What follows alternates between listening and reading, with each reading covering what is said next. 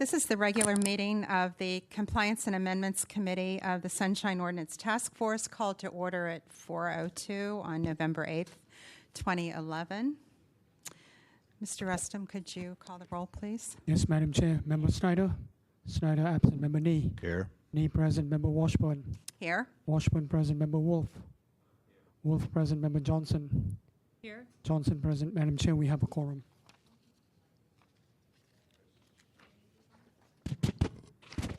Yeah, mine's on. Mine's on. Oh, there. It's on. Sorry. Madam Chair, just a point of order. Yes. Item number 3. There says no attachment. Is there any information? I think they have it. Is it all on the? They're introducing it. Okay. So the complainant has the Okay. recording. All right. Madam Not Chair, clear. Yes. I sent you the email, but I'm not sure if you had time to receive it. Member Snyder cannot be here because of work, so I'm going to make a motion to excuse him. So move. Second. Is there any public discussion about the motion? Okay, seeing none. Mr. Could we approve this by Objection. acclamation? Without objection? Okay. Acclamation. Same thing. All right. Mr. Rustin, would you call the next item on the agenda? Item number 2 is approval of minutes from the October 11, 2011 regular meeting. So moved. Second. Members, are there any comments? Member Nee? I have some questions and comments on minutes page 2, packet page 7. Under item 2 and also under item 3, where we have the motions to send matters to the task force, it says with a recommend. I believe that should be recommendation. This is both in item 2 and in item 3 under the paragraphs describing the motions.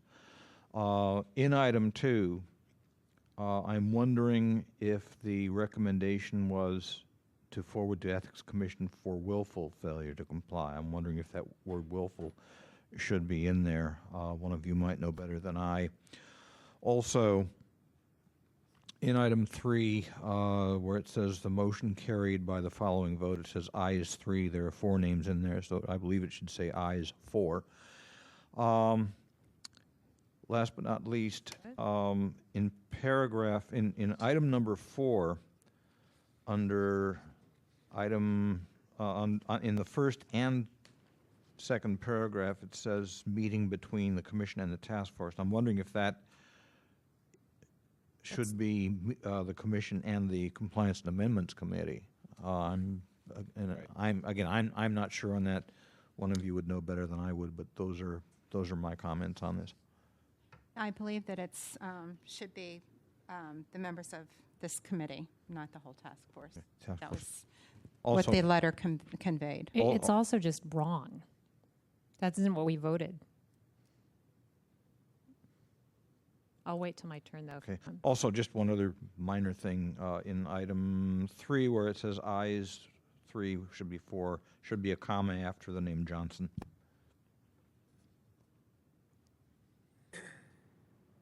Member Johnson? I have a couple of things that in item 2, before the motion, I would suggest adding a sentence that explains why we moved that, and I would suggest something along the lines of Ms. Celaya told the committee no action had been taken on the order of determination. If you recall, I had asked her if they did anything when you guys were asking about that. So that would explain why we did that motion. And then in item 3, the same thing, a couple of sentences about just explaining why the motion was made. So I would suggest Mr. Wooding told the committee he received unrelated documents from the Recreation and Park Department, and Ms. Gong told the committee the technology departments needed more time to respond, but she did not know the reason more time was requested.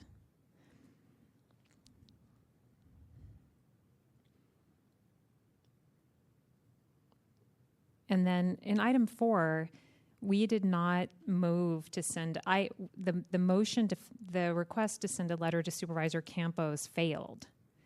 The ultimate decision was that, I can't remember the vote, but the ultimate decision was that the Compliance and Amendments Committee had wanted to send a letter to the Ethics Commission requesting a joint meeting, and then if they did not respond within 10 days, they would then send a letter to Supervisor Campos. And I remember this with great clarity because I was very disappointed that we were not sending a letter to Supervisor Campos, and in fact sent one myself.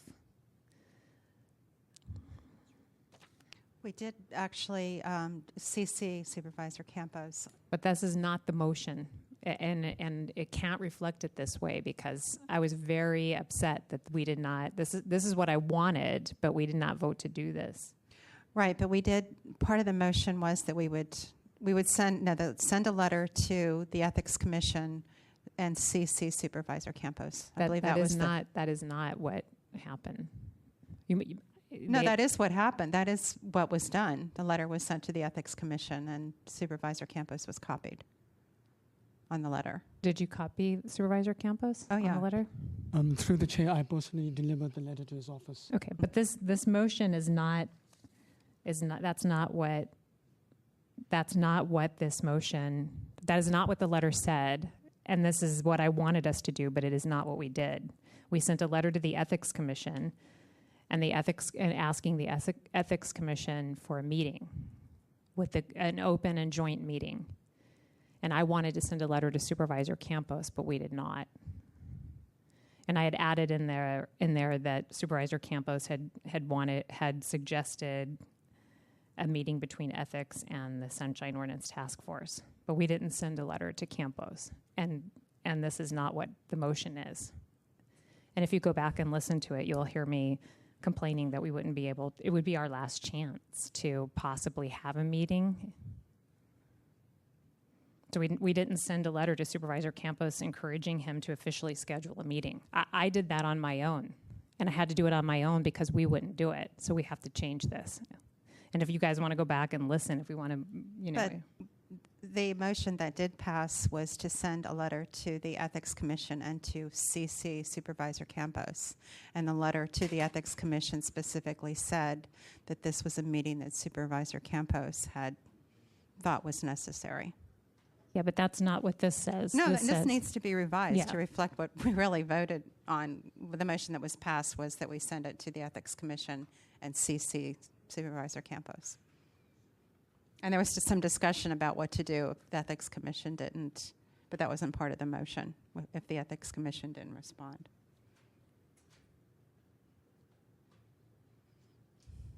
Well, part of it was okay. So if we change this, I don't know exactly how you would. I think we might have to listen to it again. I didn't have a chance to listen to it, but I don't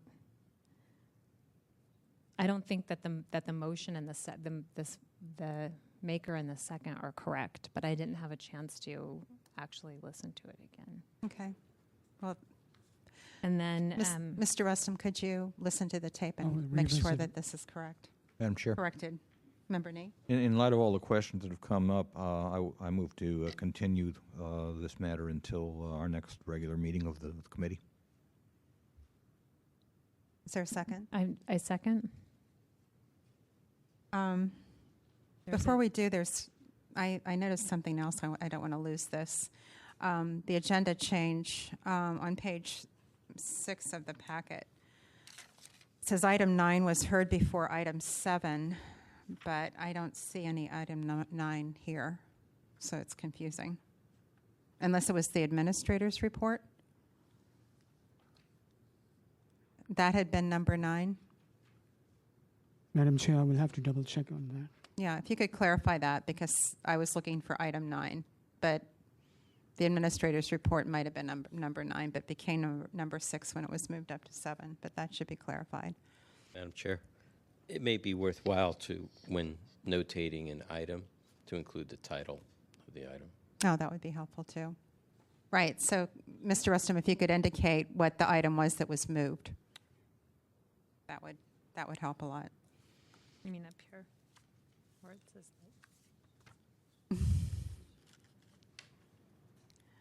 Is there any public comment on the motion to continue? Okay, seeing none. Mr. Rustum, would you call the roll, please?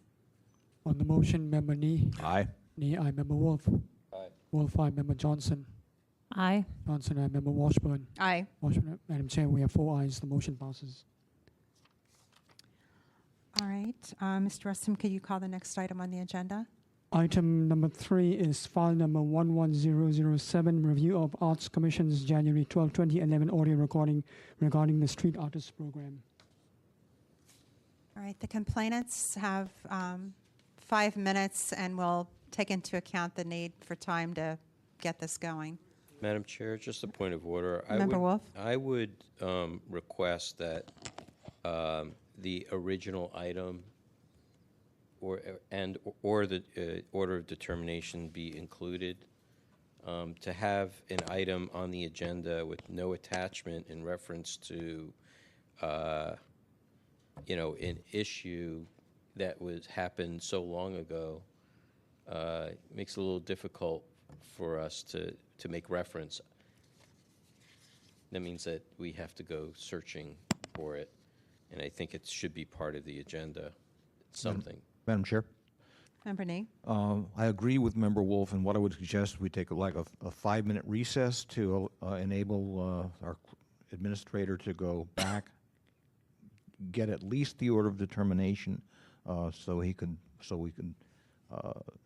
see what it looks like. Okay. I don't think there is.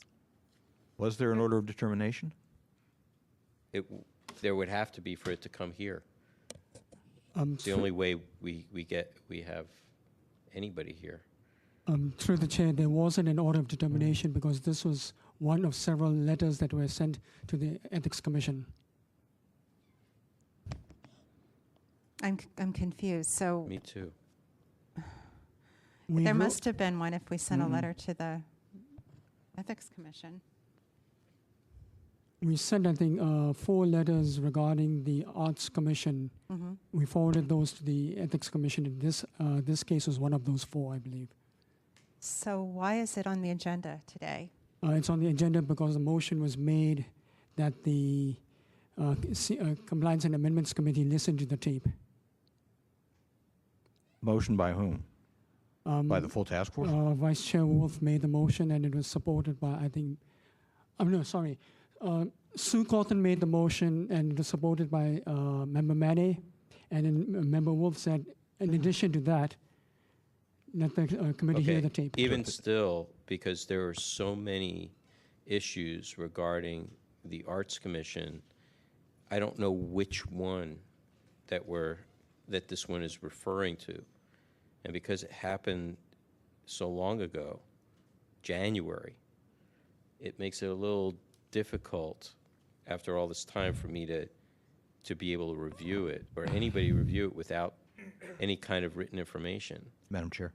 Member Nee? Let me ask through the chair, Mr. Rustum, you said there were some letters that went to the Ethics Commission. There were 4 letters, correct? I believe so, yes. Did each letter refer to a specific case number, specific file number? I believe so, yes. Okay, what I would suggest then is that, again, we declare a 5-minute recess so that Mr. Rustum can go back and get copies of the letter that we sent, that the task force sent to ethics on this matter. That would give us at least some idea as to what the case is about, what the complainant and the respondent both said about it. All right. So we'll adjourn for 5 minutes. Give him more than Chris. 5 minutes. Give him 10 minutes. 10 minutes. It's going to take him that long, 5 minutes to get to his office.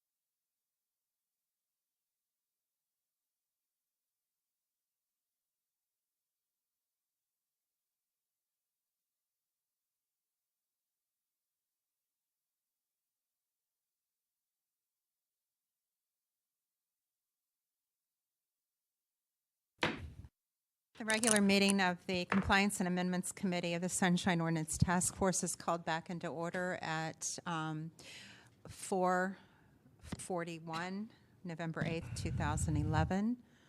The complainant has 5 minutes. Okay. Members of the task force, I'd like to remind you exactly what this is about. At the full hearing, the representative of the Arts Commission testified in front of you that the audio cassette recording which you have there was not the original audio cassette recording of that January 12th meeting, and that in fact he had witnessed Mr. Lazar downloading this particular audio cassette from a digital version of the meeting. And so you requested that Mr. Lazar bring in the actual original audio cassette recording to be into this meeting here. And that's that was part of the reason, that was the main reason why this matter was brought to this committee, because I stated, my brother stated that a portion of the original cassette recording was missing on this particular cassette recording, and we can point out the exact place where a portion of his meeting. But this is all based on the testimony of the Art Commission's representative saying at that meeting and testifying again that he actually witnessed right before the meeting Mr. Lazar downloading this particular audio recording from a digital version. And we all felt that, well, you can delete anything you want. Once something is put on digital form, then it's very easy to delete something and transfer it back onto an audio recording and claim that it's the original recording. And that's why you requested that the actual cassette, the original cassette recording, not this recording, because this is the doctored recording, be brought in front of you today so you could listen to that. And I'd just like to take a moment, because on this particular tape, the portion that we claimed was missing was when my brother, under public comment, right as soon as public comment started, my brother stated that his name and that he had some questions about these figures on the budget. And right at that moment, he was interrupted by Mr. Kinsell, who jumped up and yelled at him, pointed his finger at him, and told him he was not allowed to ask any questions under public comment. And a back and forth dialogue occurred, my brother saying, yes, I can ask questions, but you don't have to answer them, and him, Mr. Kinsell, saying that he's not allowed to ask any questions under public comment. And that portion of the tape is missing. That segment is missing. And on the cassette, the only thing, you can hear my brother say, my name is Mr. Clark, and I have some questions about these figures, and then he's immediately interrupted, and all you hear is Mr. Kinsell saying, you have public comment, so. And what we're saying is that the way the tape reads right now makes no sense. And we have my brother testified, and we had another person give you an affidavit saying that he said at that moment, that's when Mr. Kinsell yelled at my brother, and that portion of the tape is not on this portion of the tape. That's why I don't trust this tape. This is not the original recording. This is a downloaded, this is a third generation tape of the meeting. You have the original audio cassette recording, then you have a digital version that was made by the Arts Commission, and then you have this audio cassette which was downloaded from the original recording. And I'm claiming that somewhere in there, in that digital recording, that portion of the original hearing was deleted, and then this audio cassette was recorded. And that's why we're claiming that we don't feel we were given a true copy of the meeting. So I hope that sort of, I know I've been waiting just as long as you to get in front of the committee, because in front of your committee, because I expected it sooner, but I was the one who requested that this be heard, because I hadn't heard from you in 7 or 8 months, so I asked for it to be calendared today. I mean, if you feel you want to put it over for a little while so you can refresh your memory and then go from that point, I don't have any objection to that, just so you're aware, if you feel that it would be better for you to do that. But I just want you to know the pertinent issue is that this was testified to you in front of you by the Art Commission's own representative, and you all kind of were surprised because he made it all off the cuff, and then you questioned him, and he repeated that this was not, that he saw this copy created from a digital version. Thank you. Thank you. Is there anyone here to offer facts and evidence in support of the complainant? Okay, seeing none, the respondent has 5 minutes. Well, I'm Howard Lazar, Arts Commission. I'm a bit bewildered by this because I can only tell you that if there was a mistake, it was not intentional. We made a recording, real cassette recording of the meeting, which you have, which I gave you, and that got jacked into the computer, not real, but cassette by cassette into the computer, and I had listened to the tapes themselves and verified that there wasn't anything cut off. There weren't any blank spaces. There weren't any, and certainly no editing being done. I have no reason to edit it or to give it to him. So I don't know what my representative told you. I think he got confused, but I know that from the tapes we made a recording that became a CD, and the CDs were given to Mr. Clark. But there was no intention to try to delete anything. I mean, not at all. So that's all I really have to say.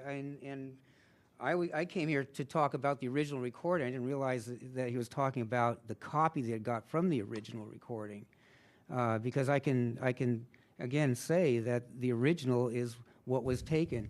I'm here to talk about the original. So I'm more than happy to answer any questions you might have. Okay. Well, we want to hear if there is anyone else to offer facts and evidence in support of, of your statement. Is there anyone else to offer facts and evidence in support of the respondent? Okay, the matter is now with the task force for questions. Member Wolf. Oh, okay. Or, Mr. Lazar, so I'm to understand the tape that we have here today is the original tape from the meeting? Absolutely, because I do not have two tape recorders to make one tape to another tape. I wish I did, so it's just one. Okay. So the only means of duplication I have is going from a cassette tape player through an electronic device that gets jacked into the computer that makes the file. Okay. Yeah. Okay, great. Mr. Clark?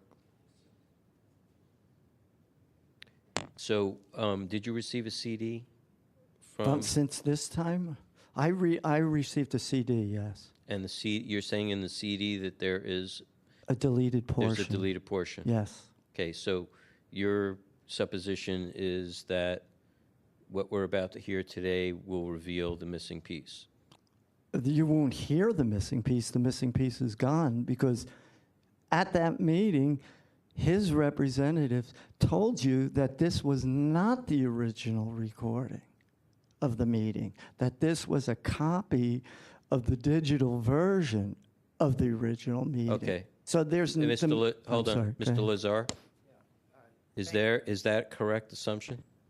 I believe that my representative was totally confused. I can swear to you on anything you wish, Bible or whatever, that those two audio tapes that I gave to you are the original and the only audio tapes I have. I never made a duplicate audio tape because I don't have a means to make a duplicate audio tape. Those are the ones. I forgot to tell you something also. That particular tape recorder, when we used to use it in meetings, I found sometimes would stick, and I'd have to go over and actually bang it to get the reel going. So if there's anything missing off of that, that could be a reason. The other thing is that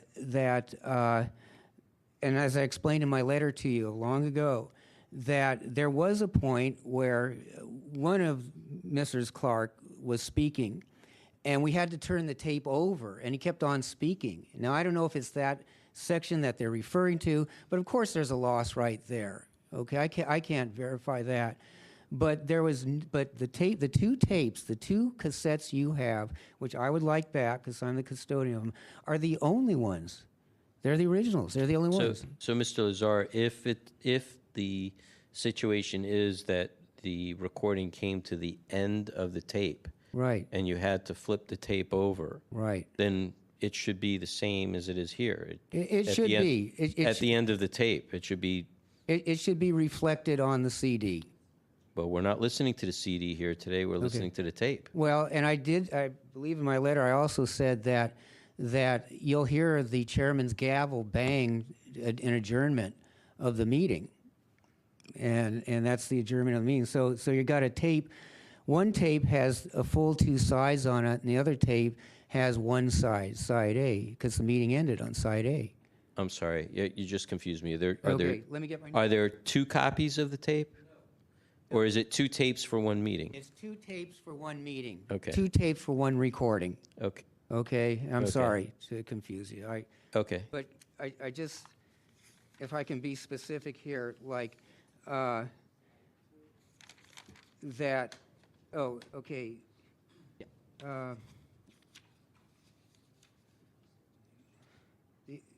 The only instance in which the recording did not fully record testimony by one of the clerks is when side A of tape number 1 ended automatically while Mr. Clark was addressing the issue of a proposed lottery procedure for the assignment of street artist spaces. And although he was signaled that the tape had stopped, he continued talking while the tape was being turned over to side B. So, Okay, let's stop there for a moment. Yes. Mr. Clark, is this the section that you're referring to? No. The section I'm referring to is on side 2 in the middle of the tape. Okay. No, you cannot. if I may, please. Yes, One Mr. Lazar. last point I found I wrote to you. Full sound is recorded in its entirety on both sides of the first 90-minute tape. See, these are both 90-minute tapes, okay? And on the first side only of the second 90-minute tape.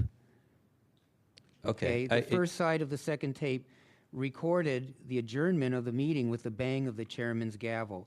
Therefore, the second side of the second tape is blank, as the meeting had ended on the first side. Okay, very good. Thank you. Mr. Clark, do you have a timestamp as to exactly where we're supposed to be listening for the I have section it- that you're concerned about? Right, I have it up. It's set up. It's all lined up? Okay. Then I'm okay. Okay. Let's hear from the other. I'm done. Member Nee? No? No, Mr. Wolf asked my question, so Okay. I'm fine, thanks. We should. I listened to it before, and I remember the clerk saying that you could hear the break, but I wasn't able at the time to follow it enough to hear a break. So, Well, Mr. Clark asked to have this put on the agenda for us to listen to the tape, so let's listen to I the just tape. want to let you know there's maybe a second or two where I said it before the actual portion, and where we're claiming the deletion is right after my brother makes a statement. I have some questions about these figures. Okay. Go ahead. Item 2 here, so. Mr. Clark? Yeah, I see somewhere. And I have some questions.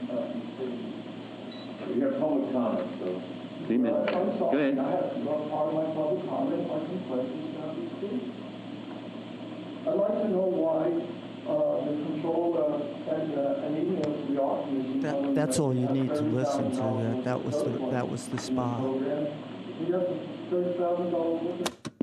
My brother says I have some questions about these figures, and Mr. Cancel jumps in and says, you have 3 minutes. So But before Mr. Cassell said you have 3 minutes, there was this back and forth argument about my brother not being allowed to ask questions in the public comment.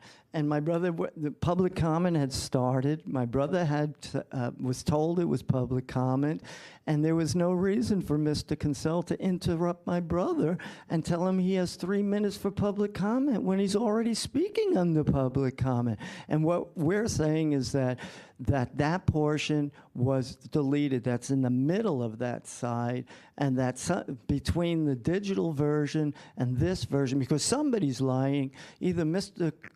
Lazar is lying to you today, or his representative lied to you at the last meeting, because he made those statements to you. Member Wolf. I'm just going to, Mr. Clark, don't sit down for a second, because I'm going to grill you on this one. Okay, I couldn't make out anything from that, first of all. So whatever you said was not reflective of what I heard. Well, listen to it again. You'll hear it. Maybe my brother said I can't hear what your brother is saying. I can only hear, and maybe it's because of the way it's being reproduced here today. Well, my brother says the chairman of the committee is starting public comment, and he says, my brother goes up. He says, my name's Robert Clark. And he goes, okay, Mr. Clark, you can speak now. And my brother says, my name is Robert Clark, and I have some questions about these figures. You hear a little beep, and then you hear Mr. Cassell say, you're under public comment, so, in a rough tone of voice. And that was the last statement Mr. Cassell made. But you listen to it again, play it back because he can put it back to zero. I'm just trying to ascertain so I can. Sure, I understand. I can recognize what I'm hearing. When Mr. Cassell says you're under public comment, is that contained in here? That's there, yeah. It's there. Okay. What thereafter is not contained? What's there before is not contained. What I'm saying is not contained. What's before is, as Mr. Cassell, after my brother said, I have some questions about these figures. Mr. Cassell jumped up out of his seat and pointed his fingers and said, you are not allowed to ask questions under public comment. Okay. So what we should be listening for is this outburst. Well, the outburst isn't there. I understand that, but what we're supposed to be listening for is the outburst. That's what you're contending, correct? What you're supposed to be looking for is the fact that my brother says, I have some questions about these figures, and there is no outburst. All that is stated is Mr. Cassell is saying you're under public comment. Yeah, what I'm trying to... Okay, you're asking me to listen. For me, I'm trying to listen for something. And then if I don't hear it, then it's obvious that it's not there. If you're going to tell me that something is not there, and I don't have an opportunity to even ascertain what it is I'm supposed to be listening to, it doesn't make sense for us to listen to it. Well, what I'm saying to you is it doesn't make sense the way the tape recording is now. No, the way the presentation's got to go is this is what was said in the meeting.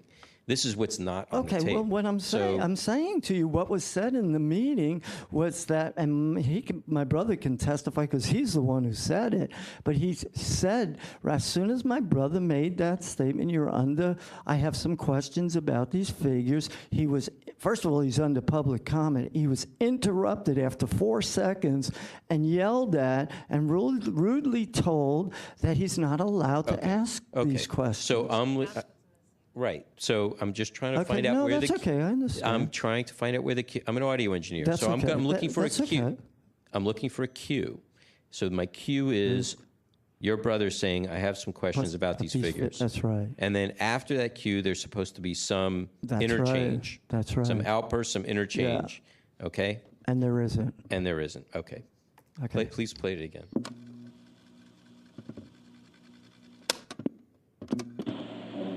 So what we could do is open up to, if there's no comment, we'll open up the general public comment, set the order, and we'll make a motion for item 2 here. So, Mr. Clark? Yeah, I see somewhere. And I have some questions about these things. We have public comment, so. 3 minutes. Go ahead. Stop. So you're saying somewhere in there was supposed to have been some outburst or interchange? Absolutely. And there is none there? That's right. It's not there. Okay. All right, thank you.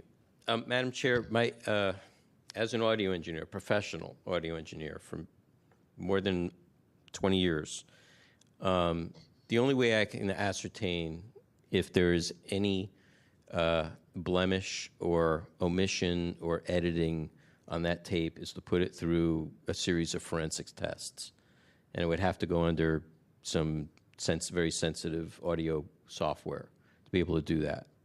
The question then becomes did the machine malfunction, okay, that was originally taking the recording, or these are not the original tapes,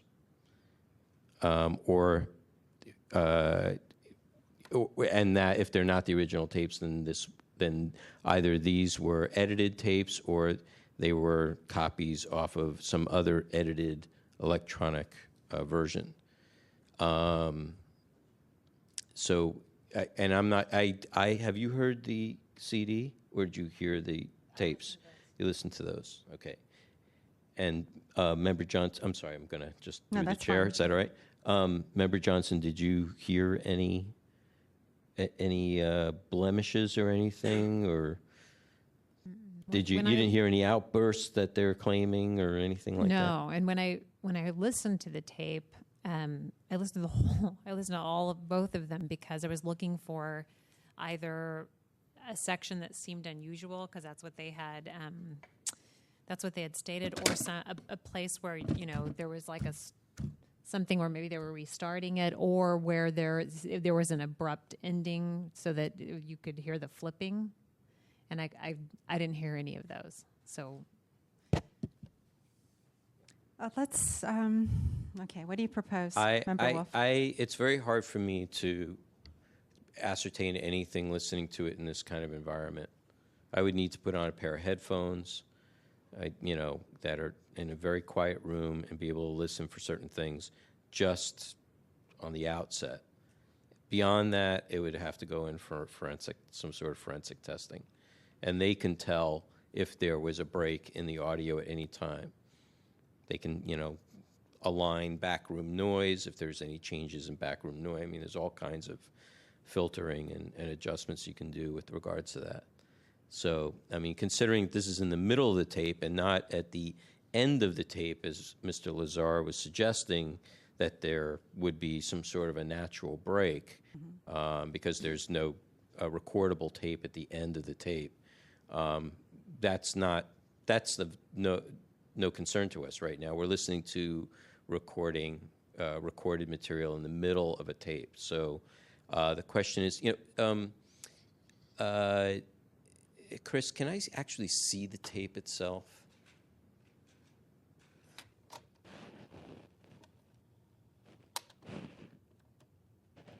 And is this at the point where? Okay. Thanks.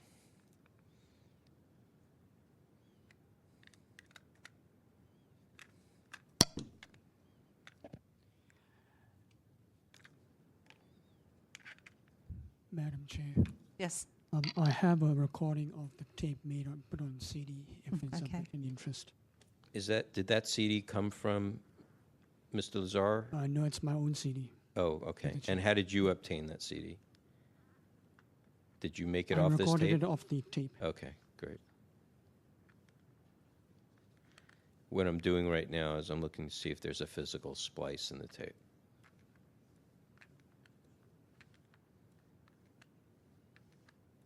And I don't see one.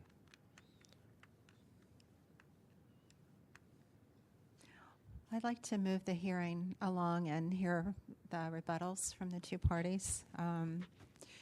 Mr. Lazar, the respondent, you have 3 minutes.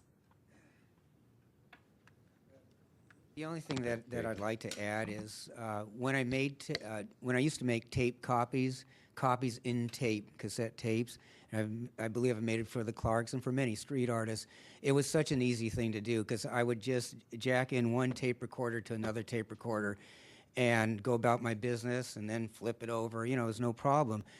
And one of my tape recorders broke and I couldn't get it replaced, and go try to find one. And that's when we went to the digital age. I wish I had 2 tape recorders again, because life was so much easier that way. I swear to you, I've not edited that. I've not stopped it. If there's any stoppage anywhere, then it's that friggin' machine that did it, because I've noted that at certain meetings that we've had. But that tape, those 2 tapes are the original, and I have no tape copies. Those are not tape copies from a digital thing.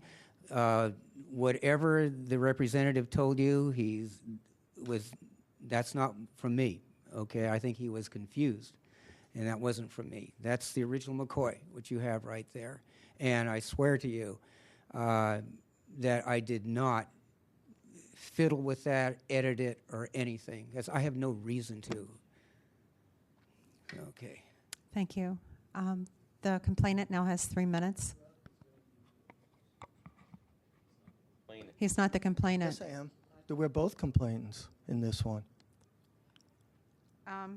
They are, actually. Sorry. It's a good thing we're not triplets. You guys would really be in trouble. Okay, first of all, you got him standing here right now, and he's saying, well, gee, I couldn't really record this. I only got 1 recorder. How could I do it? I've got a digital. I only got 1 recorder. It's impossible. Wait a second. You take your original recording and your digital. You play your recording onto your digital tape. Then guess what? You got you got your tape player. You can take that same tape player, downplay from the digital recorder back onto your original tape player. So for him to stand here and make excuses like, well, I couldn't do that, it's impossible for me, is ridiculous. And secondly, you've got him first coming in here, standing up here and saying, there's no way, I've listened to the whole tape and there's absolutely nothing missing on that tape. And then a few minutes later, he turns around and he says, well, gee, this is an old tape player, so, I've had experience in the past where there's so maybe if there is some, then it may be because of that reason. Well, he just testified that he listened to the whole thing and there's nothing missing on that tape. And so what I'm trying to say, I'm the victim. I stood at that meeting, and I was chastised and interrupted by Mr. Kinsella, and all we wanted to do is get a copy of that for our records. Now, either I'm lying and Mr. Lazar's helper is lying, or Mr. Lazar is lying. Now, I have no reason to come into this committee and waste your time and my time playing games with Mr. Lazar. I just wanted that original recording so I would have it in my files that Mr. Kinsella stood up there and did that for me. At that point that you guys were listening, I understand your technical things completely, so I have no problem with that. But I want to talk. I want to talk to him about 2 things. One, if we continue this for you guys to do that, I think you should request Mr. Lazar to bring his worker in so we can have him testify again. And the second thing is, I'm talking from the non-technical aspects. If you listen to the words that are on that tape, there's absolutely no reason, because I was told it was public comment. I was told I could begin my public comment. And in 5 seconds after I made my public comment and said I had some questions, there's obviously an interruption by Mr. Kinsella, because on that tape he says, you're under public comment, so. Now, if I'm under public comment, I know I'm under public comment, they told me it was okay for me to talk. Why, after 5 seconds after I begin to speak, does he feel the need to interrupt me in an angrily manner and tell me I'm under public comment, so? We're claiming that statement was the last statement he made after several minutes went by. And that's why it doesn't make sense the way it is verbally on that tape. Thank you. Thank you. The matter is back with the task force. Member Wolf. All right, so this is a kind of, the hard part is that the complainants are presenting what is somewhat, I'm not saying it's circumstantial, okay, but there's no proof that there is another tape. okay? And their supposition is that there's got to be another tape. I do want to ask Mr. Lazar a question, if you don't mind. Yes, sir. Were you in attendance at the meeting that this tape was made? Yes, I was. And was the depiction of the complainants of what happened at the meeting, did you experience that? Yes. And if you did experience it and you were at the meeting, why isn't it not on this tape? I don't know, but I wasn't. The tape was in front of the chairman of the committee. You got to speak into the microphone.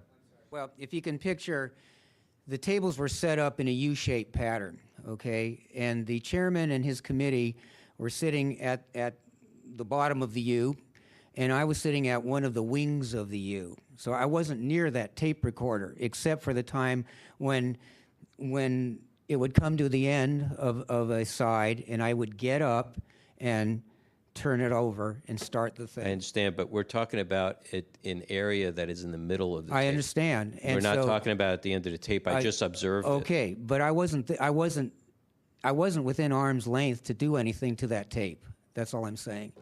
I understand that. The question is, I find it a little difficult that this is the only section of the tape where there is missing data. I can't respond to that. I'm sorry. I don't know if someone reached over, if one of the commissioners reached over to shut it off. I don't know.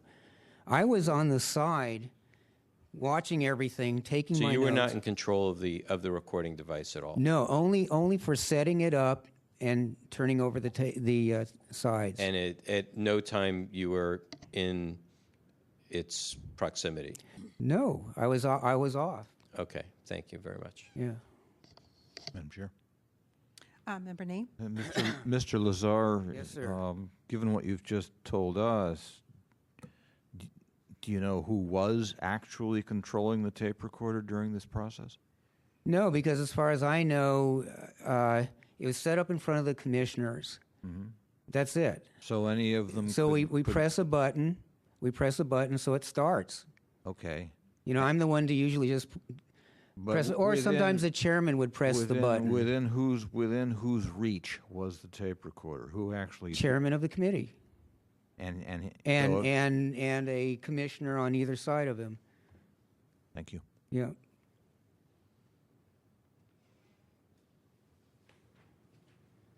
Members? Member Name? Well, based on what we've heard today, I don't think there's anything we can do. However, I don't think there's any real definitive action that we could take today. Based on what Mr. Lazar has just told us, we could continue this and could call in the chair of the commission to help us clarify what went on. Member Wolf? Madam Chair, the concern of the complainant is that they're looking for a copy of this particular snippet that is not contained in the tape medium. And I don't think that the question then becomes, what are we here to decide? You know, if we have the chair come in and the chair says, yeah, I agree, that's exactly the exchange that happened between me and the public commenter, a member of the public, Clark. I will testify that exactly happened. Why it didn't end up on the tape, I have no idea.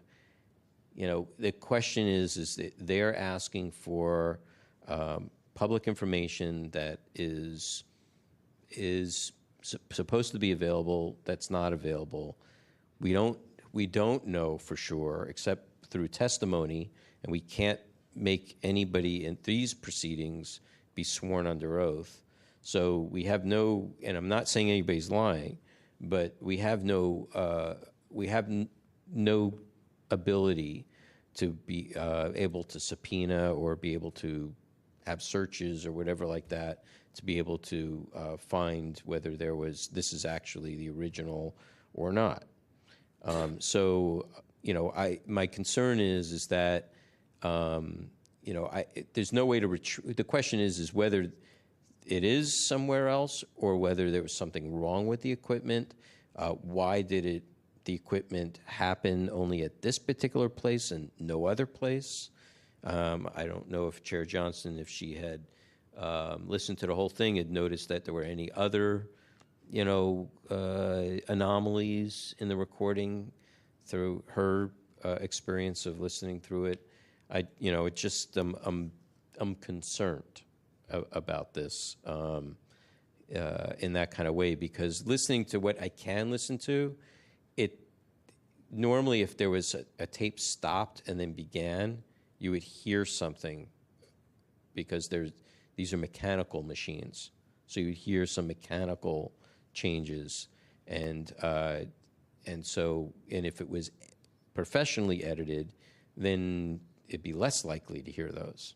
Mm-hmm. So that's my concern. Being a professional audio engineer, I just, for me, it's more about, I'd have to get into a recording studio with some forensic software and be able to deal with that. I don't know where to take it from here at that point. Be able to get the complainants the information that they're asking for. Member Johnson. Well, I think both the complainant and the respondent have agreed that the exchange that the complainants described took place. So I think that the reality is it's not on the tape. And Mr. Lazar is representing that there is no other tape. So it's, as Member Wolf suggested, that there's no evidence that there's another tape. So I think the only real issue that we can decide is whether it's a willful erasing. I mean, the section that requires things to be recorded, says they won't be erased or destroyed, but it's difficult to do any more than deter. I mean, if it doesn't exist, they're required to record it, but they both clearly say that exchange took place, so it's just not on there. Member Nee. Just very briefly, we do actually have subpoena power. We need to, I believe we need to get authorization from the Board of Supervisors to exercise it, but it's there. Okay. I'm wanting to move on. We have some other items on the agenda, and some thoughts. There's a saying, absence of proof is not proof of absence, and we're in that sort of a situation here today. Looking at the broader issue of this original complaint, we did find for the complainants that there was disclosable public information had been withheld in the first place. I believe you had difficulty getting the copy of the tape in the first place.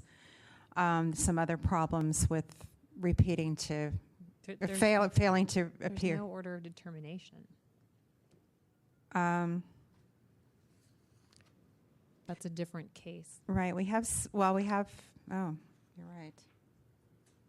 Yeah, this letter does not reflect the issue at hand. Right. Okay. I'm just trying to figure out how to move along here. I believe, and correct me if this actually was, I think, under Member Nee's tenure. I believe this item was continued,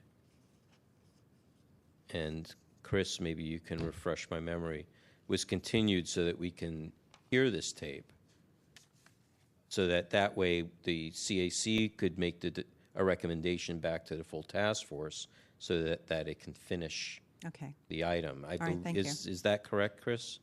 So we're in the middle of a continuance of this? Through the chair, that is correct, yes. Okay, so that makes more sense now.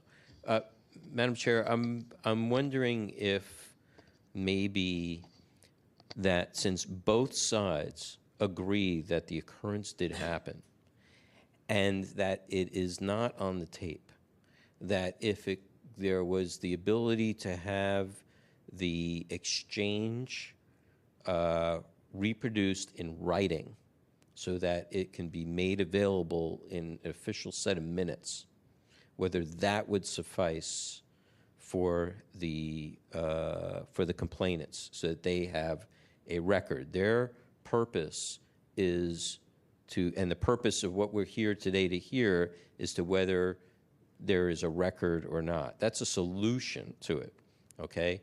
The complaint is that there was some willful violation, that something got edited out.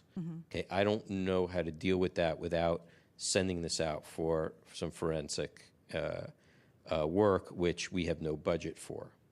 So, that's kind of where I'm standing. If the complainant is interested in getting what was said on the record so that they have it for whatever purposes they need, then I would suggest, since there is no objection or disagreement from the respondent that the occurrence did not take place, then I would say let them work out exactly what the verbiage was between them, get it on paper, get the Arts Commission to officially accept those minutes with those the exchanges on paper, and then you have a written record of it versus an audio record.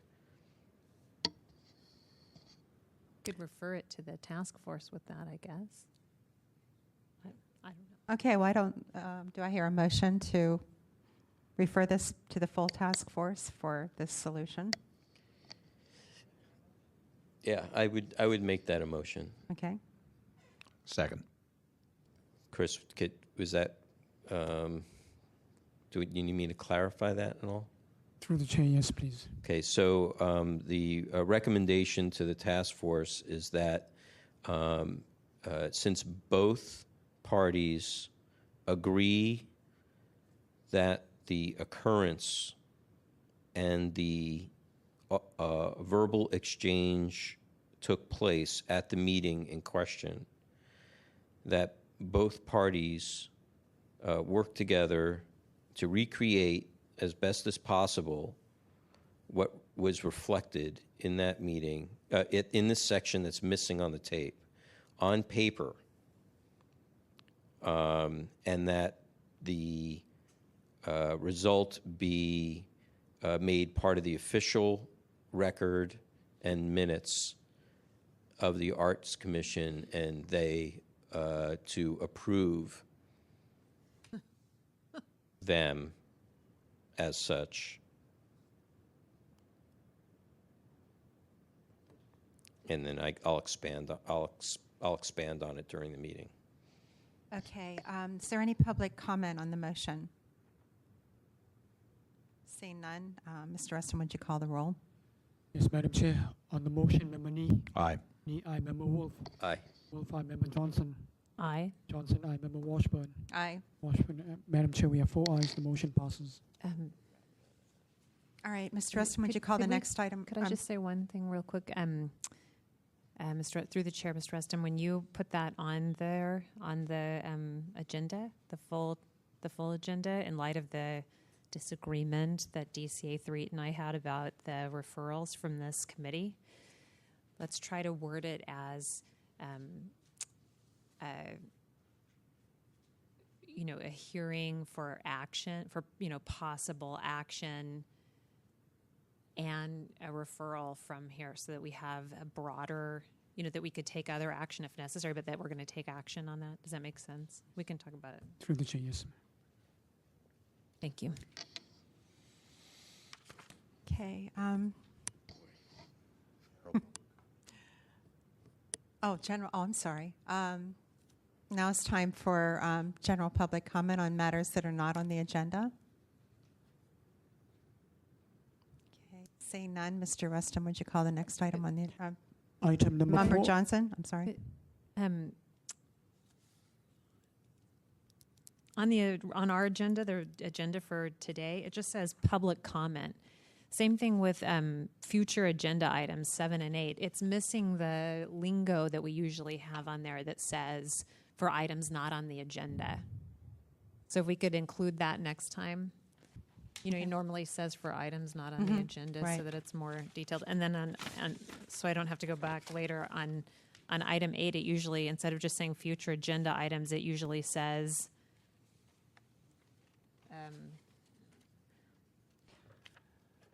where's our future agenda? I believe it says usually says announcements. Yeah.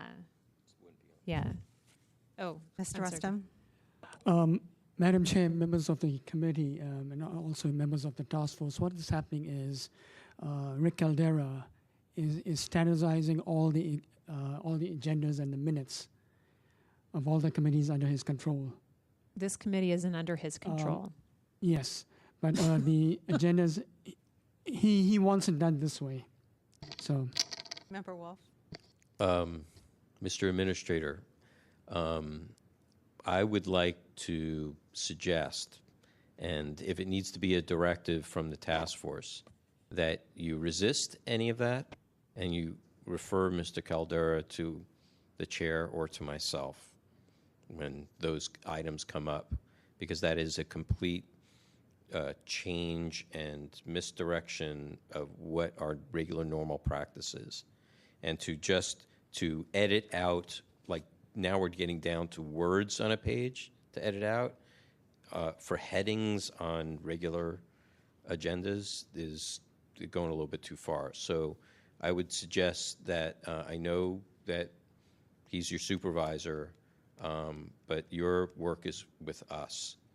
And so I would suggest that you, and I know you feel it may, I would suggest that you tell him of the occurrence today, and that if he has any concerns about how the agendas should be, that he needs to notify us before he makes those adjustments, because we don't require it. We require it to be differently. We don't require what he thinks it needs to be required. And the other question is whether the clerk had asked him to do that. If he did it on his own and the clerk did not ask him to do that, then I think he's overstepping his boundaries. And This is Chair Washburn's agenda. And when the other agenda comes up, that's my agenda. And I'm not saying this to you, but that this agenda belongs to Allison Washburn as chair of the committee, not to the clerks. Now, that's not Chair Washburn's directive that my suggestion about adding that language back in, but I'll be doing the same thing. So, yeah, I'm disturbed by this. don't worry, I But- will send Mr. Caldera a message so that you're not in the middle. But through the chair, don't expect an answer before the 15th. He's out of town. That's okay. he's out of town? Okay. Then we can't expect anything else to change, right? Because he's out of town. Out of town, everything can change. No one's saying. Right. All right. Mr. Rustom, would you call the next item on the agenda, please? Item number 4 is hearing on the status of the September 27, 2011 order of determination of Dorian Maxwell against the San Francisco Municipal Transportation Agency.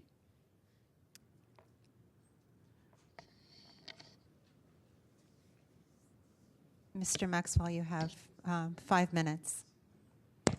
Good evening, Compliance Committee.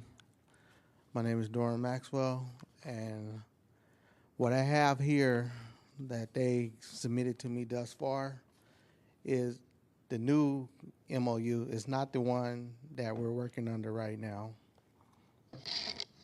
The payout information,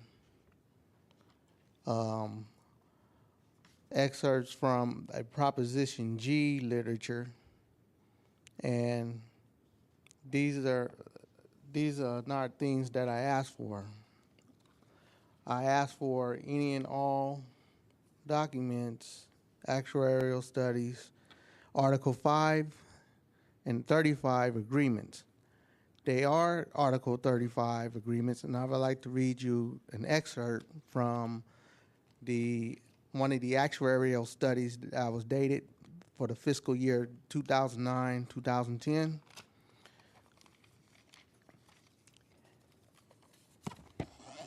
And this states in this paragraph that I'm reading from, as requested by the SFMTA, we have changed the methodology used to calculate the required contributions.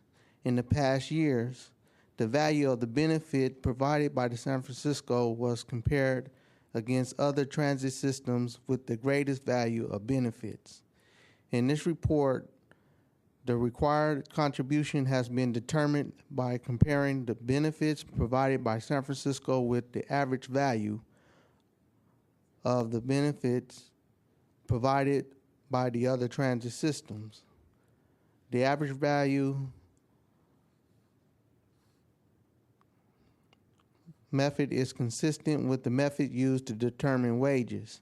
The result of this change is a reduction in the required contribution. I would like to also read you an excerpt from the MOU backdated July 1996 to 2000. In this language, it has the city shall conduct an actuarial study of vacation, retirement, and health benefits of the Charter Section AA 404 of this contract. The union and the city has agreed that there was an overage in fiscal years 1995-96. The unions agreed that these are the Article 35. These are the Article 35 agreements, Article 5 agreements that I'm asking about, and they have not furnished this. I have gotten this information from a fellow coworker who's now retired, and they did not furnish that. Also, I would like to play.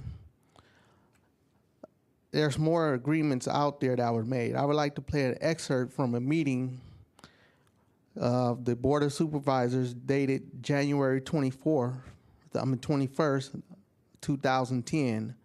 And our union president mentioned that he gave back $1 million of the trust fund back to the city. And there was some agreement made between them and between the local and the SFMTA. There was some type of document that had to been signed off on in order for the city, for the union to agree to return this money. And also, there was an agreement in place that governs the current payout of fiscal year 2009, 2010, and 2010, 2011. They're trying to claim that they invoke Proposition G. When Proposition G was passed, the language of Proposition G was not activated until the termination of the prior MOU before the successor MOU, which they gave me a copy of the successor MOU instead of the MOU that was issued for the period of 2004 to 2011, which was, I want to go ahead and play an excerpt. Oh, my time is up. So I'll play it in the rebuttal. Okay. Is there anyone here to offer facts and evidence in support of the complainant?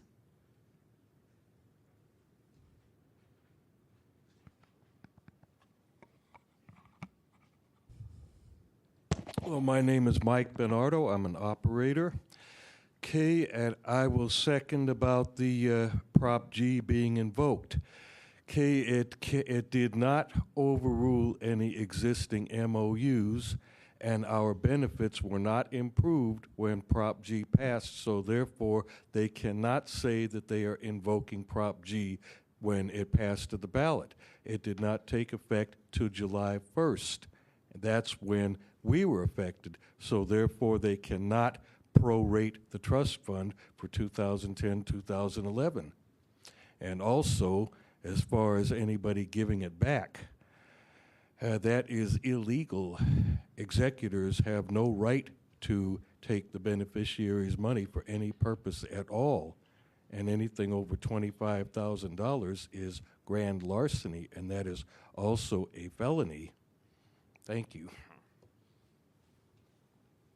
Is there anyone else here to offer facts and evidence in support of the complainant?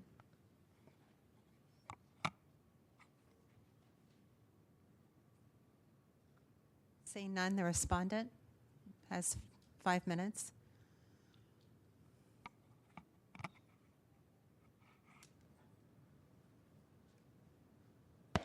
My name is Rumi Ueno. I'm the current Employee and Labor Relations Manager at SFMTA. In response to Mr. Maxwell's request, we actually invited him to meet with us so that we could provide documents that we believed were responsive to his request. We thought that if we could meet with him face-to-face and go over the documents, if they were not responsive to his request, we could then provide additional information. That meeting was to take place on October 17th. Mr. Maxwell did not call and he did not show up. It turned out that coincidentally Mr. Maxwell was going to be in the building for a hearing. So what I did was I put together a quick cover memo with the documents that we would have given to him face-to-face at that meeting. The meeting was scheduled for the morning. He happened to be in the building in the afternoon. So I put together a packet and with a cover letter explaining the contents of it. So the letter explained the various documents that were included. What I attached was a copy of the trust fund payments that were made for several years, starting from July of 2003 all the way to October of 2009. I also provided a red line copy of the labor agreement in order that Mr. Maxwell could see where the trust fund was referenced previously, but as a result of the passage of Proposition G, the trust fund was eliminated. The transit operators now have health benefits similar to other city employees. They had a very unique provision in their contract that limited the amount of benefits that they were paid. So now they're actually part of the health service system and actually have benefits very similar to the miscellaneous employees in the city and county.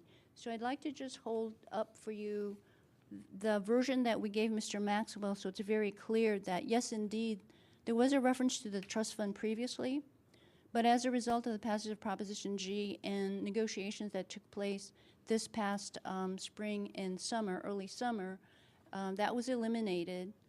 New health benefits provisions were negotiated with his union, and as a result, both Articles 5 and 35 were changed. And we did the same thing with Article 35, which makes reference to that specific charter provision. That is also deleted, so we've acknowledged that it used to exist, but as a result of negotiations, it was eliminated. We also gave him a copy of the legislative digest regarding Proposition G, and we highlighted the section that said that the trust fund would be eliminated. We felt that those documents were responsive to his request. In addition, I discovered that previously an SFMTA staff member, Caroline Salaya, had given him the actuarial studies, 3 actuarial studies, one of which I think he referenced when he spoke. So again, we were interested in making sure that we were responsive to the request. We offered to meet with him. In my cover letter, I indicated that if he wished to meet with us after receiving the documents, we would be willing to do so. I included my direct phone number in the event he wished to do that, and I never got a response.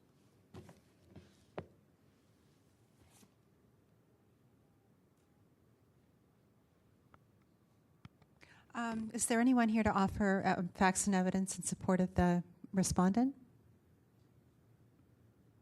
Okay, seeing none, the matter's with the task force. Member Nee? No, go ahead. Member Nee?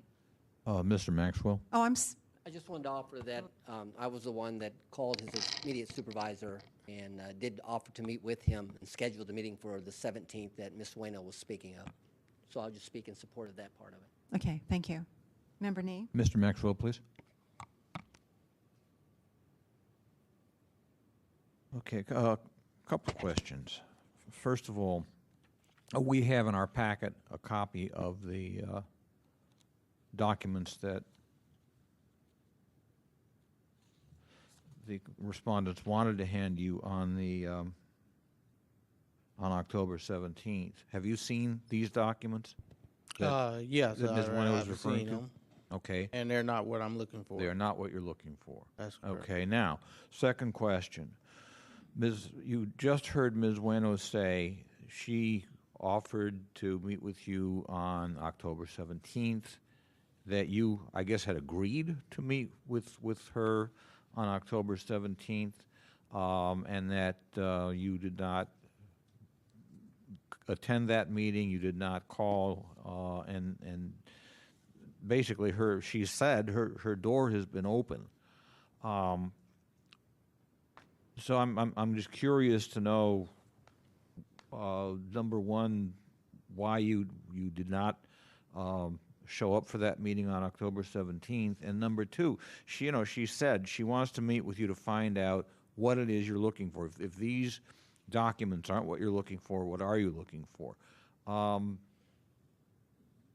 What's your response to all that? First of all, I had a dentist appointment that morning, so I didn't agree to that 10 o'clock time frame. Second, I had a hearing in the same building at that time, and I could have met with them after the hearing. That's what the time was supposed to be after I had my hearing. That's what was supposed to be scheduled. Two, I did place calls to their office, and I haven't got any response back. And I can provide my cell phone records to show that I did make phone calls to the number referenced on that on the letter, and I haven't got any response back. Thank you.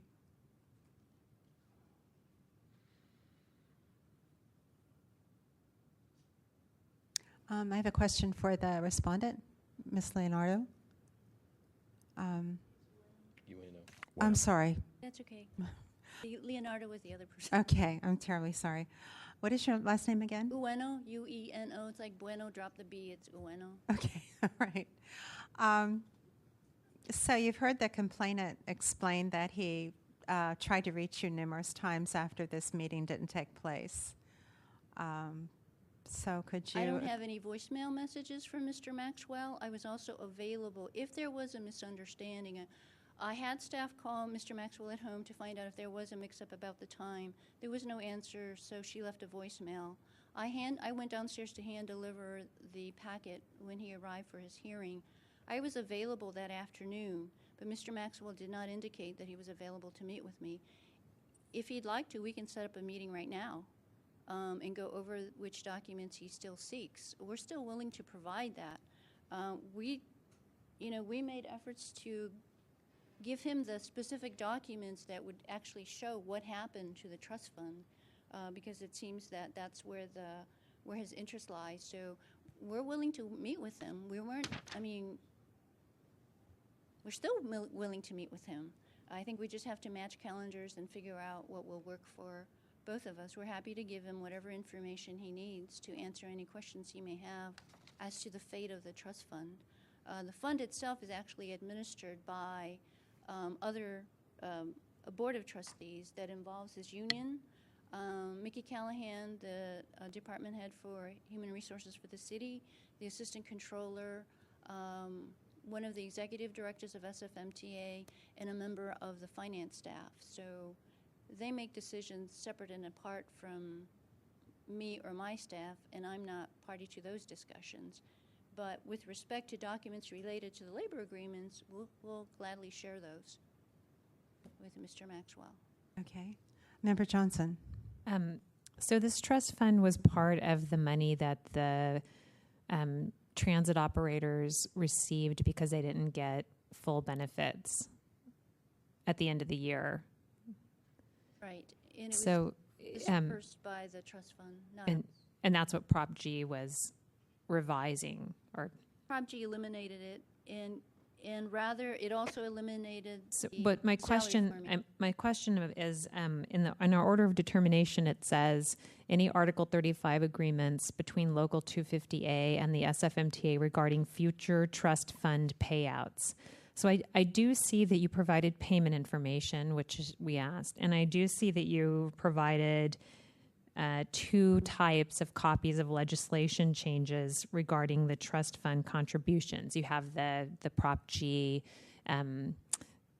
language in there that was in the voter ballot, and then you have the redlined. But I don't see where you provided information, and perhaps in light of what you just were saying, maybe you don't have it, of how the trust fund is to be distributed.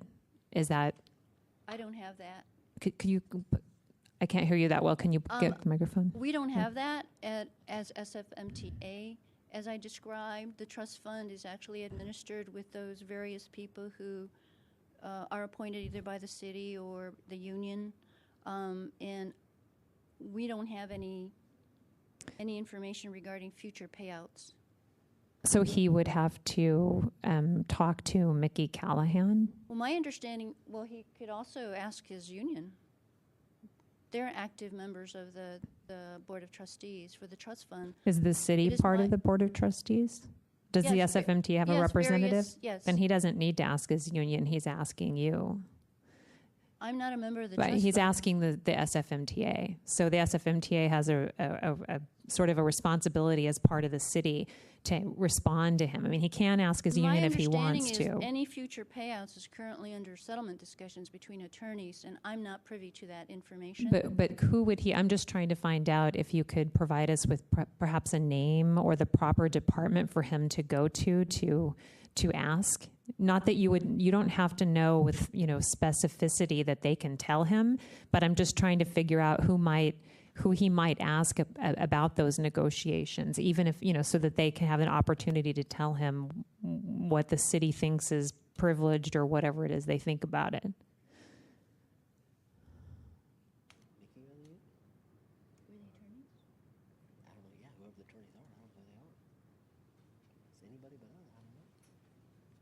Well, I could certainly try to find out. I don't know right off the top of my head who I would respond to. I might give you the wrong name. And do you know who the representative is that sits on the Board of Trustees for the SFMTA? The two SFMTA staff members, yes, I do know their names, Deborah Johnson and Terry Williams, finance staff member and the director of administration. Is that something that you could ask one of them who he might get? I'm not saying that or that I know or that any of us here know what's privileged or what's available to him, but who would have the official capacity to make that statement, to make that representation of what the city That is currently saying. in litigation? Yeah. Oh. I mean, we need somebody who says, I have the authority to state whatever our position is. Or she could probably get the authority, I believe. So is that, could you ask one of those people who that respond to- official person is that could make that representation? With respect to any future trust fund payments, correct? Yes, Okay. yes, the future ones. Is that something you could ask them? Okay, thank you. So with respect to meeting with Mr. Maxwell, the offer is still there. If Okay. Okay. Member Wolf. Hey, it's Mr. Bueno, Ms. Bueno. Please don't go away. One of the purposes of this committee is to determine compliance, and that's compliance with also timeliness of response and to delivery of documents. The order states that the SFMTA shall release the payout information, copies of legislative changes regarding trust funds, contributions, any article, and so on, in reference to Mr. Maxwell's public records request within 5 days of the issuance of the ordinance. Now, the issuance of the ordinance was September 27th. Your letter states that on October 7th, you confirmed a meeting with that a meeting was confirmed between Labor Relations Manager Mike Helms and Mr. Maxwell to discuss this information. That is some 11 days later. Can you respond to that? No, I responded when I got the assignment. I got the assignment a few days before Mr. Helms agreed to. Oh, that's not of a concern of ours. This is how the department is supposed to be run. I understand that, but you're asking me, my involvement, and why I wrote the letter and the timing of that letter. And all I can say is, when I got the assignment, then I started working with Mr. Helms on it, and that's the timing of it. Who delivers the assignment to you? I believe all such requests go through Caroline Salaya's office, and then it gets referred out. One moment. Through the chair, Mr. Rustam, when you send out the order of determination, who is it sent to directly? Through the chair, there were several names on the list. Oh, I see. It's on the CC. Yeah. Okay. So we have respondent, I think it's pronounced Eloida, Leonardo, Sonali Bozy, and Carolyn Salaya, and David Hill. Okay. Thank you, Ms. Bueno. Appreciate it. I'm confused because we issued the order of determination at our meeting on September 27th, but the date of the order of determination is October 20th. So, and her letter is dated October 17th, hand-delivered to Mr. Maxwell. All right. So, Mr. Rustam, is there a mistake here? There's no mistake through the chair. How is it that the task force made the decision during the September 27th meeting? The letter was drafted and it was sent to various parties, and the day it went out from my office was October 20th. They just started acting on it before they received the order, because they acted on it after the meeting as opposed to waiting for the order. The order was just delayed.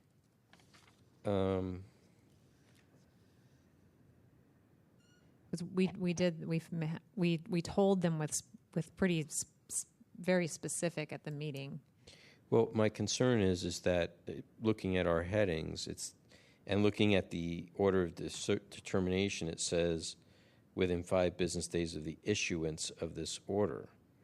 Well, the date of the issuance is September 27th. And the letter that was hand-delivered on October 17th talks about a meeting that was, I guess Mr. Maxwell was approached about a meeting on October 7th. Which still is 11 days later, after September 27th. The question is it takes a full month for an order of determination to go out? Sometimes it does. I mean, it shouldn't, but I'm just saying sometimes isn't it does. that not a delay of due process? Yours did. The one for it. Sometimes it happens. I mean, there's a random. We try really hard not to have that happen, but it's just like when we did the one with the Ethics Commission and the Controller's Office. That took like a month. Okay. But in this instance. So what date are we counting here? Are we starting from October 20th, or are we starting from September 27th? What's it supposed to be, so I know for sure? Well, in this one we have, as you read, the issuance. So it's from September 27th. But we changed that to make it say the receipt. The new ones, the new orders of determination say the receipt, because it was unclear what what you're reading. So that's What's what's the force of law here, right? Or the force of the issuance? Is the force based on which date is the time supposed to start? My recollection is that our standard practice has been that our standard policy is that the even though I can't pronounce it, the clock starts ticking when the written order of determination goes out. Okay. So that would be October 20th. Right. Okay. So there's no problem here with timing because they were working on this Okay. much earlier. Okay, anything? We changed it because of that. Okay, if there's nothing further from the members, the respondent has 3 minutes for a rebuttal, followed by 3 minutes from the complainant. I think I'm sounding redundant, but we're still willing to sit down with Mr. Maxwell because it appears that he still didn't get exactly what he was looking for. So we're still willing to meet with him face-to-face and produce documents that he might be searching for. Sometimes we're not really sure if what we're providing addresses his needs, so that still stands if he wishes to meet with us. Okay. It seems what we're trying to do is make sure he gets the information he needs. We just thought it would be easier if we talked to him about it and produce certain things to say, is this what you're looking for, rather than go back and forth and continue to frustrate him by giving him things he's not seeking. So our offer still stands. Okay, thank you. The complainant now has 3 minutes for a rebuttal.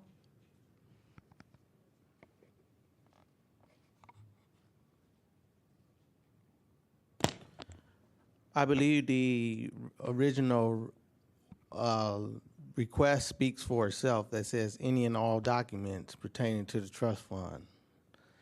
That means any and all documents. It's a whole scenario on what's going on, and they're trying to protect certain political past political. They're trying to protect. Who are they trying to protect with not providing these documents? It's a game playing here tonight, and the real name of the game is to protect politicians and past and current MTA employees.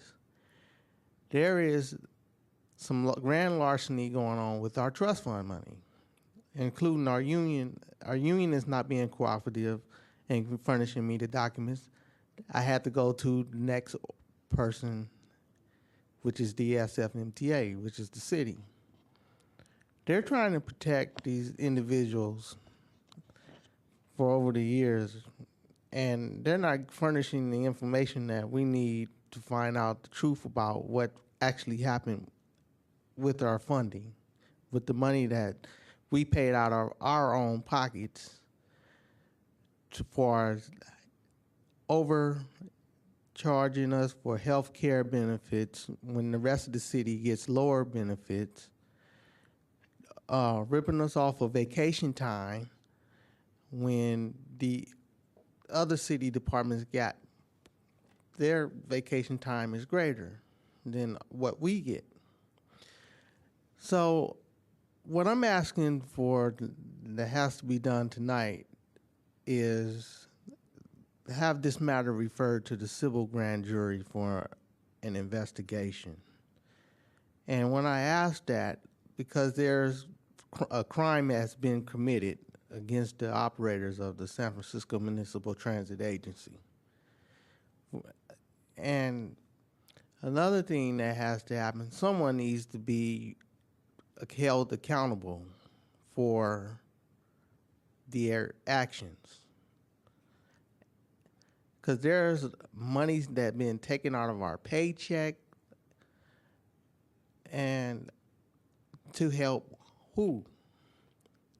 Who are we? Who's benefiting from this money? The Central Subway, Nathaniel Ford, Irwin Lum, Larry Martin, Gavin Newsom, Willie Brown. Somebody's benefiting from the theft of this money. And I think this needs to be referred to the civil grand jury for investigation and the order of determination that the SFMTA is covering up for these individuals. Okay. And we need to get to the bottom of this tonight. And the civil grand jury needs to have it probably by first thing Monday morning or as soon as you guys get the order of determination set up. Thank you. Members? Member Wolf? First of all, this committee will only make a recommendation to the full task force, so nothing will happen until the next regular scheduled task force meeting. There's nothing that we can do as this committee has no authority to do anything except make a recommendation. Refer to the full committee and then we can have Ed Ruskin come down? I'm sorry. Please come up to the microphone and I'll hear what you have to say. Can we refer it to the full committee task force and have Ed Ruskin come down? Have who? Ed Ruskin, at the chair, Raskin or whatever his name is. Okay. Let's do it well, then. we'll I'll be have willing to accept that. well we'll have some discussion about what the disposition of this will be. I'm just putting I out just there a want to let you recommendation. know that there's nothing that we can do for Monday. Okay, that it will have to wait until the next regular task force meeting. Okay, whatever needs to be done, then. Okay, I so would let like us to- let us deliberate on this a little bit, Okay. and then we'll determine what the outcome should be. I'd like to suggest that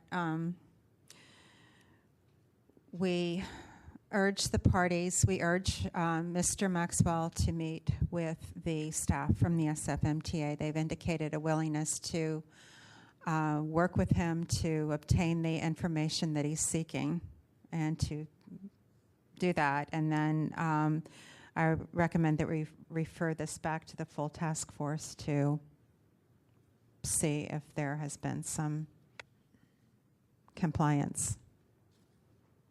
And for further action, those are my thoughts. Member Johnson.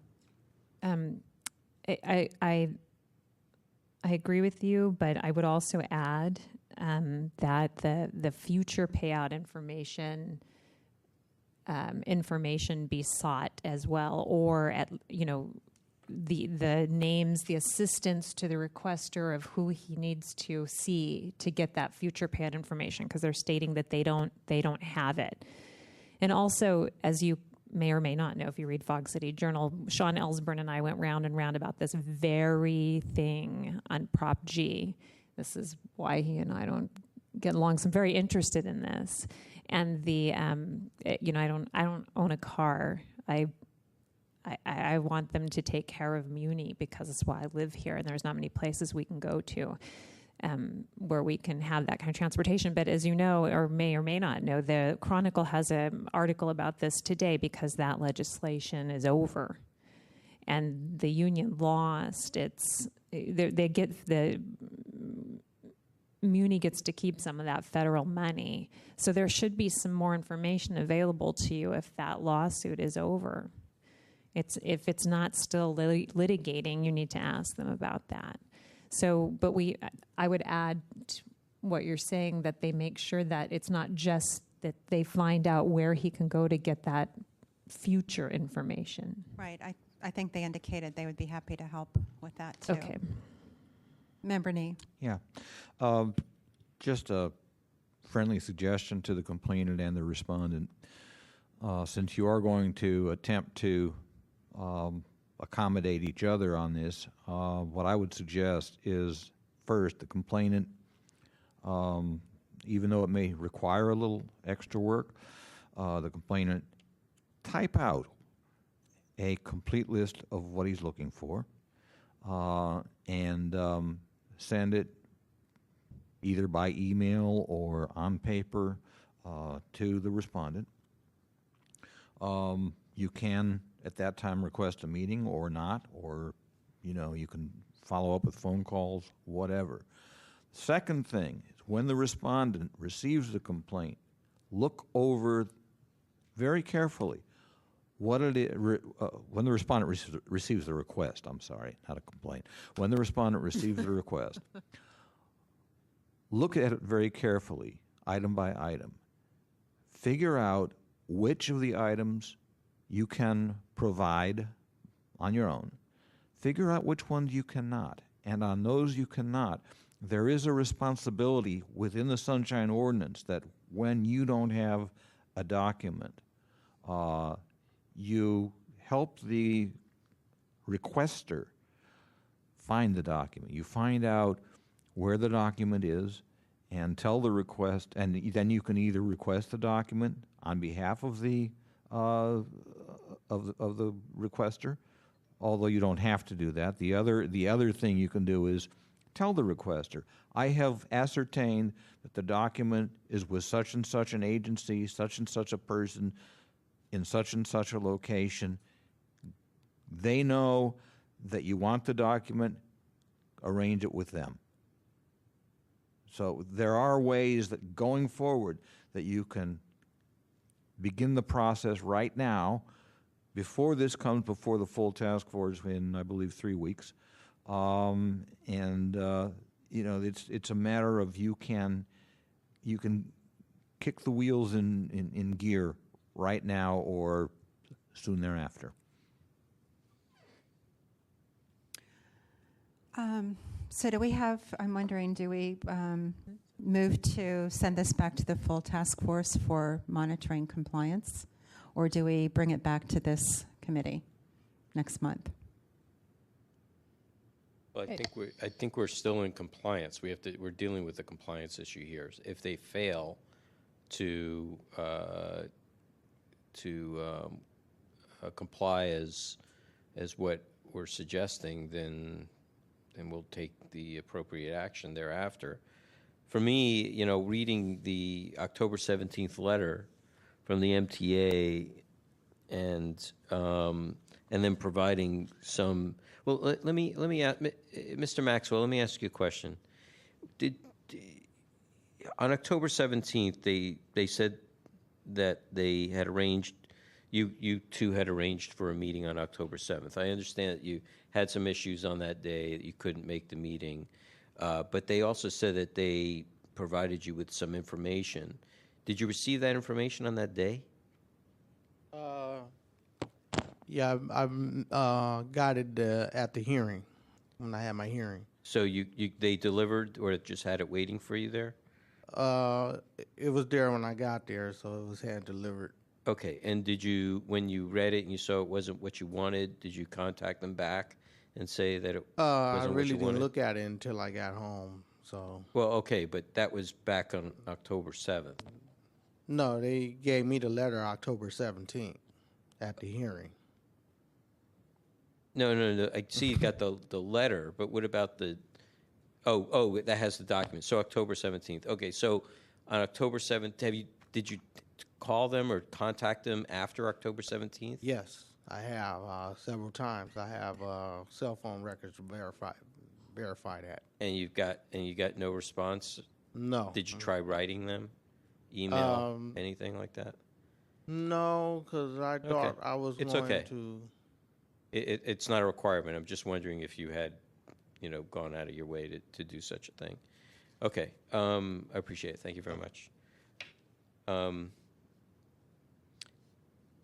Yeah, I'd say let's. The purpose of our committee here is to try and get compliance. Let's see if we can try and get it for the complainant. Okay. Before I'm not seeing any willful, effort to try and prevent the information. But I think on the next go round, if Mr. Maxwell is not getting the information that he's really expecting, then we really got to look seriously at what's happening here. So I think we should, I don't know if this requires a motion, but to put this on the agenda for next month. So move. Second. Okay. With your direction to... Right, the directions that we just gave to the parties, right, to continue working together and using the advice of Member Nee. So is there any public comment on the motion? Okay, seeing none, Mr. Rustin, would you call the roll, please? On the motion, Member Nee. Aye. Nee, aye. Member Wolf. Aye. Wolf, aye. Member Johnson. Aye. Johnson, aye. Member Washburn. Aye. Washburn, aye. Madam Chair, we have 4 ayes. The motion passes. Mr. Rustin, would you call the next item on the agenda? Item number 5 is next steps on Ethics Commission's proposed policy for handling sunshine-related complaints. Okay, so we sent a letter to the Ethics Commission requesting a meeting. We wanted them to respond within 10 days. We haven't heard anything. So our plan was to send a follow-up letter to Supervisor Campos, and I believe Chair Johnson has sent. No, I sent one on my own. On your own. But you don't need to. So excited. Because I talked to Supervisor Campos on Friday, and this afternoon he announced a meeting between the Ethics and the Sunshine Ordinance Task Force for a Government news. Audits and Oversight Committee. However,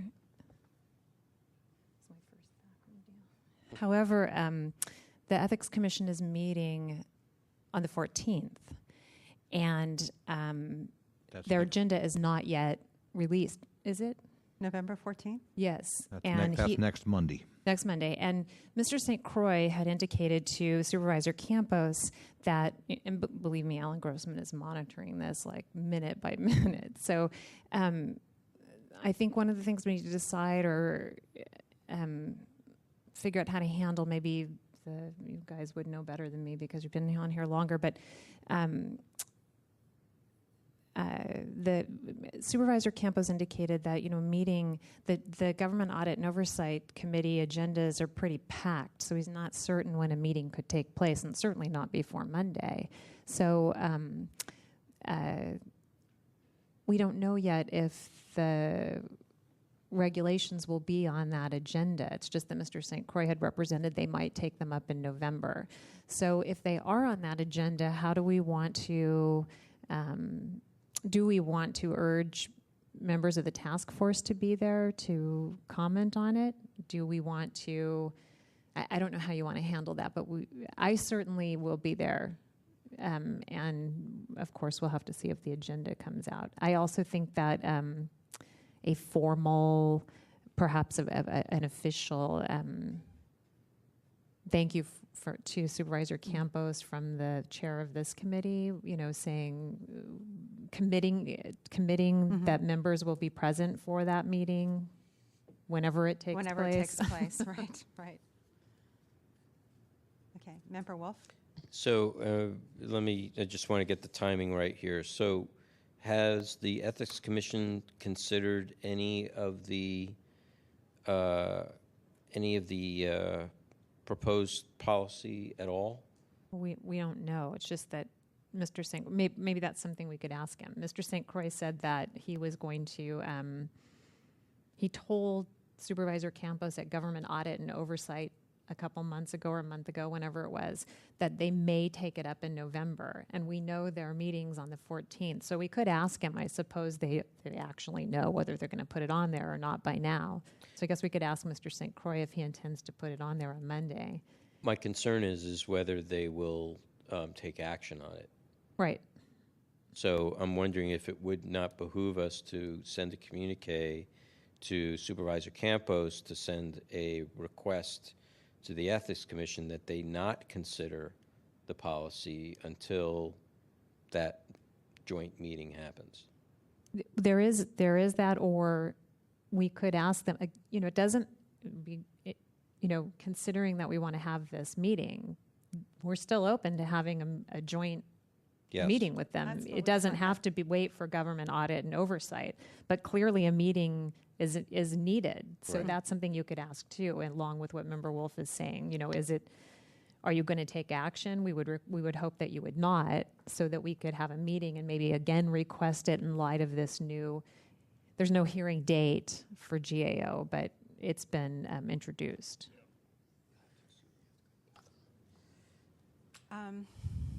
So if I have to apologize for being distracted. I'm supposed to be meeting with my daughter and son-in-law to make an offer on a house.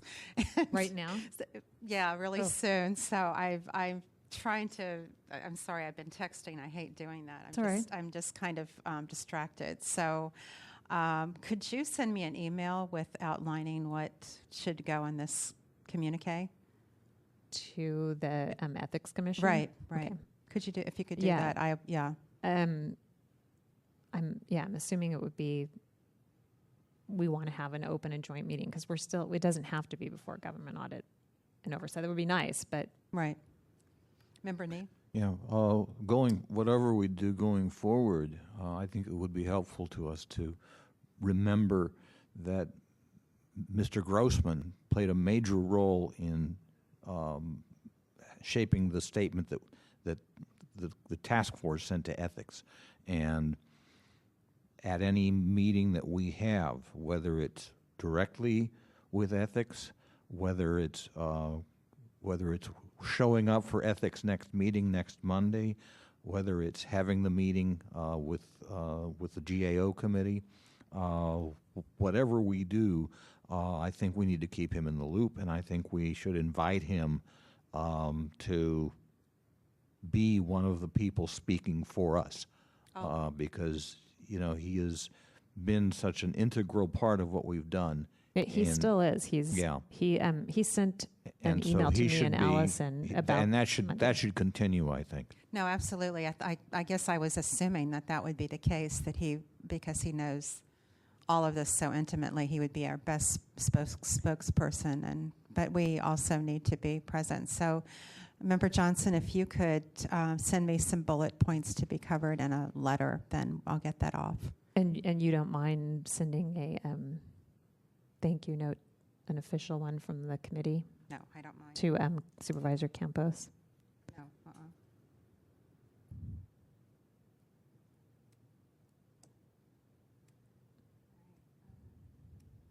Madam Chair? Yes. Also going forward, I think it's a good idea, whether we do it informally or formally on task force stationary, to bring the press in on this. Say that again? Bring the local press in on this. Alert them to what's going on. I think that's part of the reason why we made, the announcement about the GAO, to kind of raise notice. Okay. All right. You want Mr. Russman, can we have the next item on the agenda? The next item is the administrator's report. Madam Chair, I do not have anything to add. Can I ask one question I forgot to ask? Is it okay, I need some guidance from people. Is it okay for us to alert the other task force members through maybe Mr. Rustum that this meeting is happening on Monday after the agenda comes out and we know whether... Yeah. Is that... I think that would be fine, yeah. Yeah? Okay. Thanks. I'm sorry. Member Nee? Yeah, on the administrator's report, a couple of things. On the last page, packet page 35, under all of the complaints from anonymous, those have been continued by request of the complainant to our January 3rd meeting. Also, Chris, does that include the new ones, the 075? No, Madam Chair. Okay. no, just the ones listed here as supposedly taking place today. Well, they all are. Yeah, okay. They're all continued to January 3rd. Item number, through the chair, file number 11063 to 11068 is now scheduled for January. Okay. The others are Also- on November 22nd? Also, some from the complaints by Jason Grant Garza on down, those are listed for November 22nd. We're not meeting that day. Those, I believe, That should say is- November yes. 29. 29. And last but not least, the complaints from Jason Grant Garza, numbers 11081 and 11082. I'm curious to know why there's no date on there, and also no respondents listed. I'm trying to find who the actual respondent should be, because it is directed at, he's named a doctor at the medical facility, but I'm trying to see who's the custodian of records and who actually should respond. Okay. That's Thank the you. reason. All right. Mr. Rustin, would you call the next item on the agenda? The next item on the agenda is public comment. Oh, we had public comment already. Yes, sorry. Future agenda items, Madam Chair, number 8. Member Wolf. I'm wondering if it might behoove us to post our, or to make a recommendation to the full task force to post our orders of determination publicly to the press.